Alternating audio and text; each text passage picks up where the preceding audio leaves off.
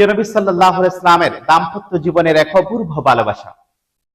হযরত আয়েশা রাদিয়াল্লাহু তাআলা আনহা বর্ণনা করেন, আমি যখন কোনো পাত্র থেকে পানি পান করতাম, তখন রাসূলুল্লাহ সাল্লাল্লাহু আলাইহি ওয়াসাল্লাম সেই পাত্রটি নিয়ে ঠিক যেখানে আমি মুখ রেখেছিলাম সেখানেই মুখ রেখে পানি পান করতেন।